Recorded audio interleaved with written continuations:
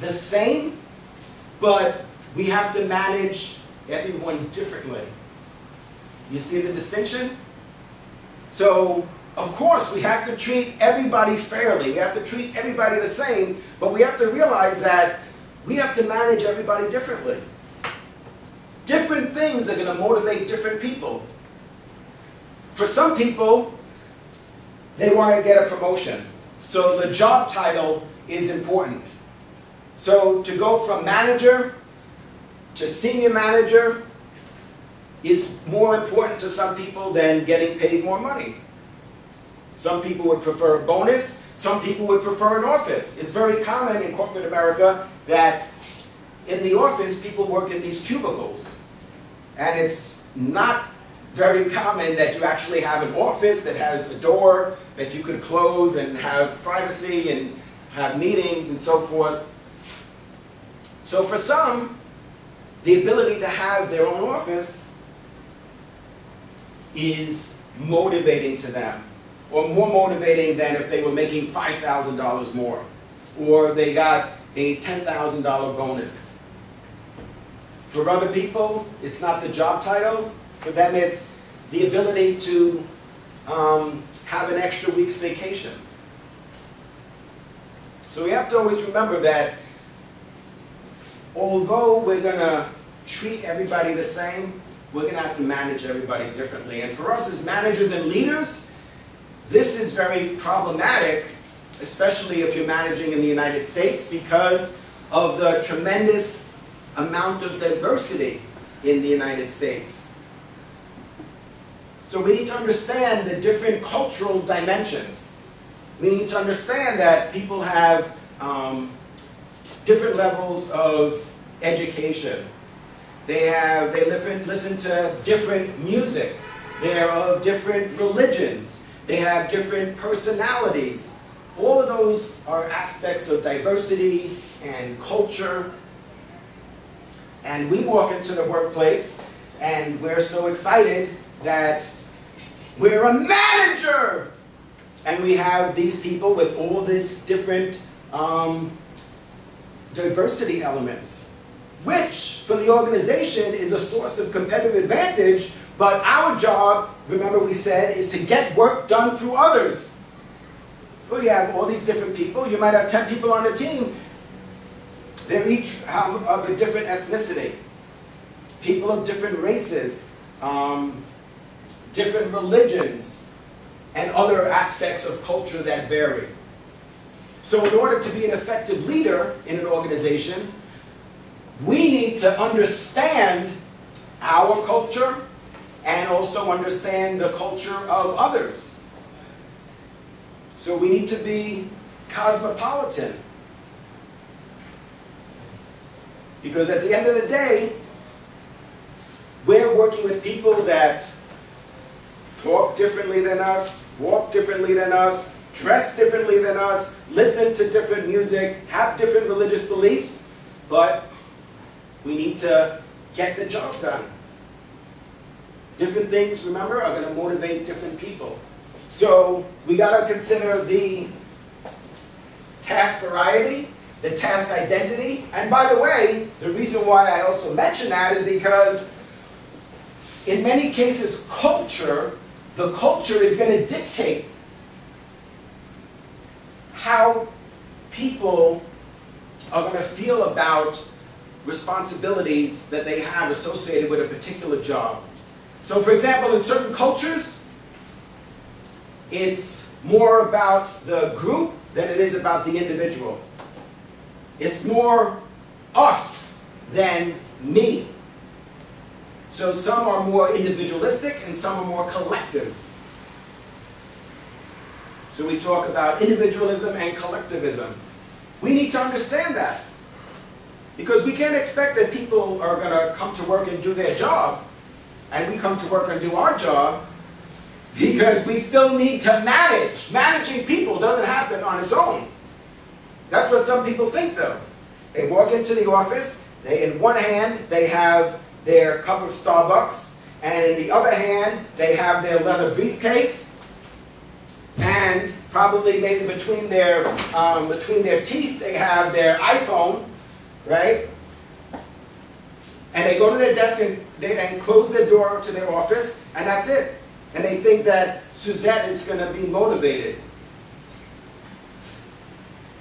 They think Brooke is going to be motivated. No, we need to, managing people is a different responsibility than being a great engineer. Very often that's the mistake that companies make, is they have somebody who, let's say, is a great engineer, very talented, very intelligent. And so how do they reward that person? Well, they promote them. And they promote them to a level in the organization where they have to manage people. Well, just because you're a great engineer, that doesn't mean you're going to be a great manager. Because if you go to your desk and close the door, that's not managing. You need to engage people. We need to take responsibility for what people do. Because there's different things that are going to allow us to be effective leaders. The key to effective leadership is power. But we need to know where our power is coming from so that we could wield that effectively. Now, one aspect of power is what we call referent power, which means that people like us, people respect us. Now, why might that be? Well, one reason why that might be is because you're a diversity-savvy person. You're a culturally savvy person. You understand diversity. You understand different cultures, and that's going to allow you to be an effective leader. That's going to allow you to get work done through others. Questions?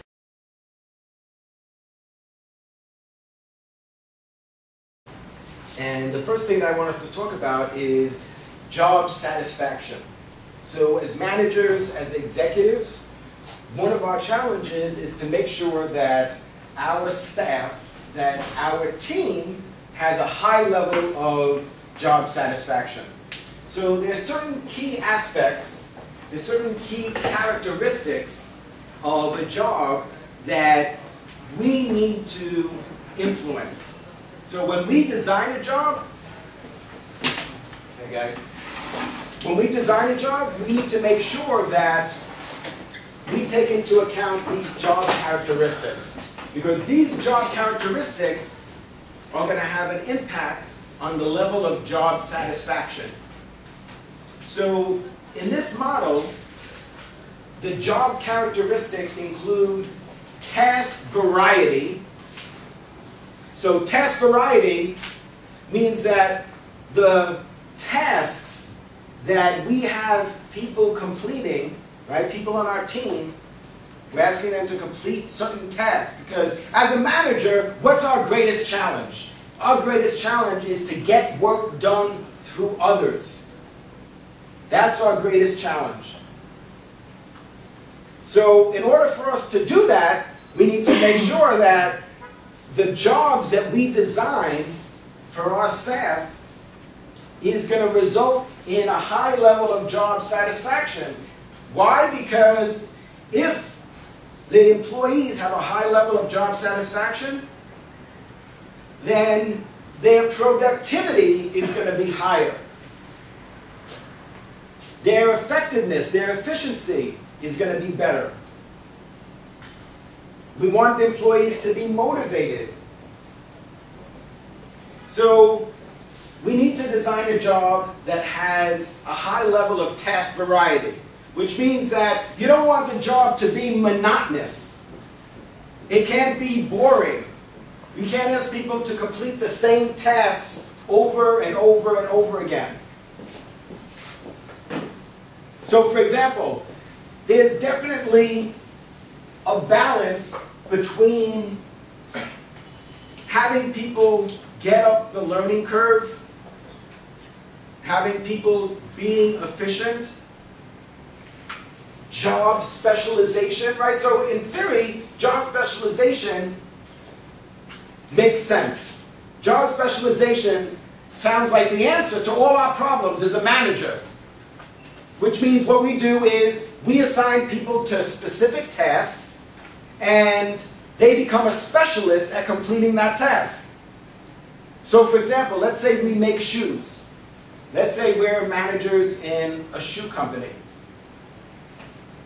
And we decide that we're going to implement this job specialization model. We're going to have people complete specific tasks. So for example, in making the shoe, we're going to have somebody who's going to cut the leather. So we're going to start with a big sheet of leather, and then we're going to have somebody who's going to be responsible for cutting out pieces of leather. We're going to have somebody, right? So that's, Mr. Jones is going to do that. He's going to cut the leather.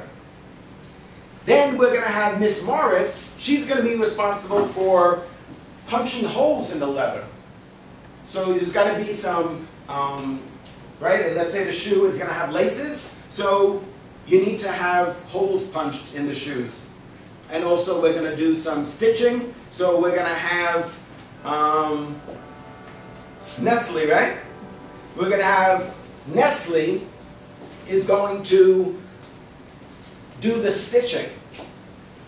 And then we're going to have Yakub is going to polish the leather. And Suzette is going to attach the soles. Now that sounds good. Now up until a certain point, job specialization makes a lot of sense because you achieve a high level of efficiency.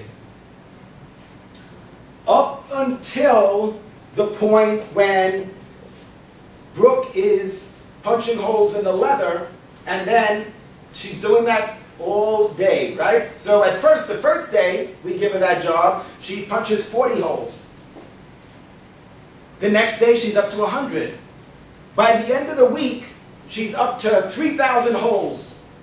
She's able to punch 3,000 holes in leather, and she's only been doing that for 1 week. And that sounds great. And we have her do that for 3 months, until what happens one day? She punches a hole in her finger. See?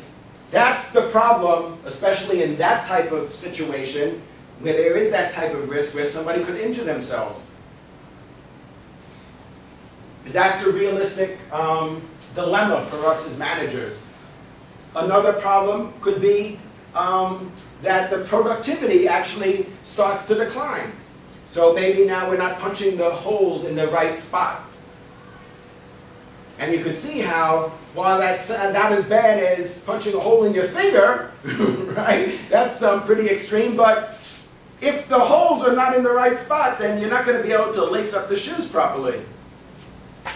So there needs to be task variety. So when there's task variety, when you are utilizing your qualitative skills and your quantitative skills, when you're utilizing your analytic skills as well as your creative skills, that's going to result in a higher level of job satisfaction. So as managers, we need to take that into consideration, that we can't have people in jobs that are boring and monotonous. No job is really glamorous, okay?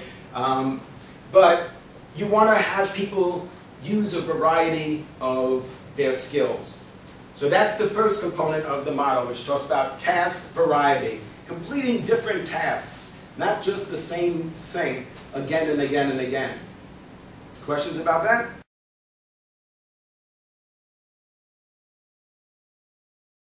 So that's the first part of the model. Then we talk about task identity. Now for some people this is very important and is going to have a significant impact on their level of motivation.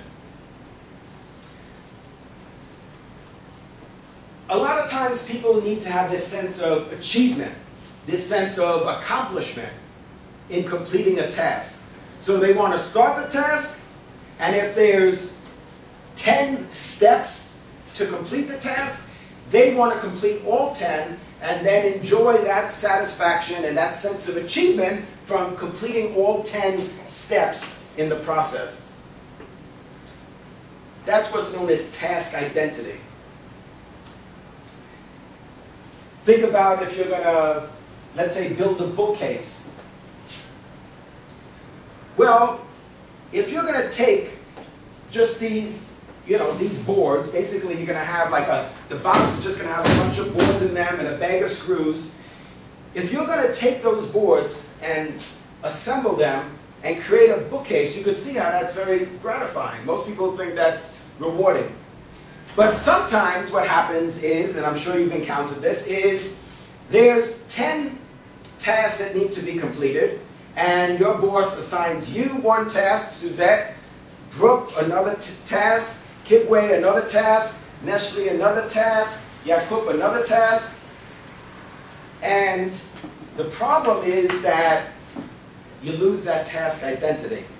Now again, for many people, they want task identity. They want to have that feeling of accomplishment and achievement from completing all the tasks. So instead of just completing one part of the project, which is very common, because in organizations, we more so now than ever work as part of a cross-functional team, which means that we have a team that has a group of subject matter experts, which we call SMEs, and they're each responsible for bringing their insights into the team. So somebody is an expert in marketing, somebody is an expert in finance, somebody is an expert in quality, somebody is an expert in sales, somebody is an expert in manufacturing. That's the reality in the workplace. But even that being said, we need to think about if we're going to have somebody develop a marketing plan, whether or not we're going to have 5 different people, or let's say 5 people. One person is going to do the executive summary, and then you're going to have one person who's going to write the product strategy, one person who's going to write the pricing strategy, one person who's going to write the promotion strategy, and one person who's going to write the strategy for place. Those are the 4 P's of marketing. We have to decide whether or not that's going to be motivating to the people on the team.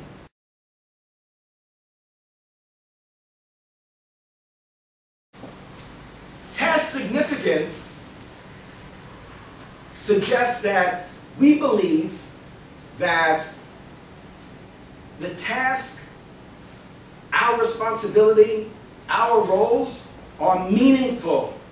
It's important. You're making a difference. That's going to be a motivator for people. Now, again, this isn't going to happen by itself. We need to take responsibility for that. So with regard to task significance, it's our responsibility, if we're working in an organization, it's our responsibility to convince our staff that what they do is important. It's not the responsibility of people on our team to convince themselves that they're doing something important. It's not the responsibility of the people on the team to motivate themselves. It's the responsibility of the manager to motivate the team. So if a person comes to you and says, I'm not feeling motivated, you can't tell them, well, that's all you. You work that out. That's our job. That's our responsibility. We need to make people on the team motivated. We need to make sure that there's a high level of job satisfaction.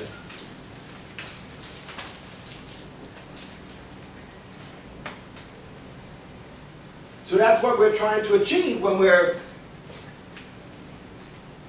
modifying and adjusting these characteristics of a job, is because if there is a high level of task variety, if there's a high level of task identity and task significance, autonomy, and people are getting feedback, then there's going to be a high level of job satisfaction.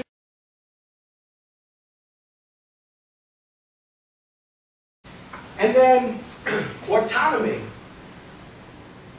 is another job characteristic that will impact the level of job satisfaction. So how much flexibility do people have, and are they able to work independently with minimal supervision?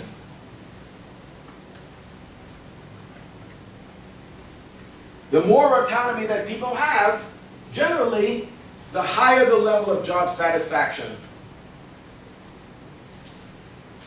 People want to be able to make their own decisions and not have somebody looking over their shoulder. Just tell me what to do, and I'm just going to do it. Now, sometimes that can result in a level of stress when there's some lack of clarity about what you're supposed to do.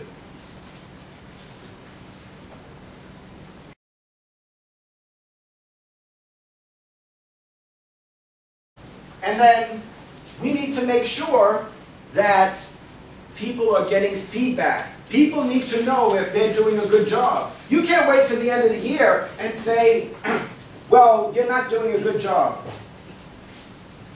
Well, why didn't you tell me that the first week? You wait a whole year, and I keep making the same mistakes over and over and over. And you might say, well, I don't get it, coach. What's the big deal? Feedback, so what? Because it takes time. As a manager, it takes time out of the manager's day to sit down and say, all right, I'm going to sit down with Michael. And you might have 10 people on your team. So what am I going to do? I have to sit down with 10 people every week? Yeah, that's right. Because we need Michael to be productive. We can't do everything ourselves, remember. We need to get work done through others. So how are we going to get Michael to be productive? How are we going to get Nestle to be productive? Is by making sure that there's a high level of job satisfaction and that people are getting the feedback. So they need to know when they do a good job, and they need to know when they're not doing a good job. And you need to give specific examples. So as a manager, it's not enough to say, you're not doing a good job. Well, you need to tell people why, and tell them what they could do to improve. So what's the corrective action?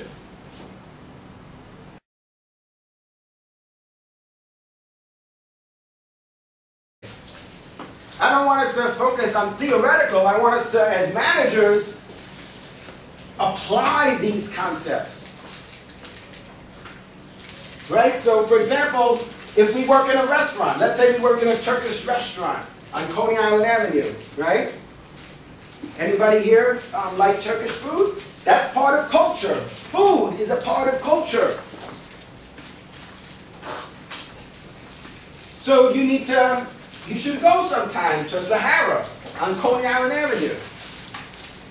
Because one of the reasons why your employees might respect you or why they might like you is because they realize that you are culturally savvy, that you are sensitive to diversity, that you have a high level of tolerance for people of different races and ethnicity.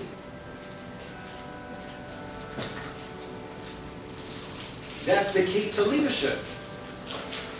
So if you want to be able to get work done through others, you need to be somebody, again, especially in the United States, who's culturally savvy. Again, understand your culture, understand the culture of other people, and embrace that.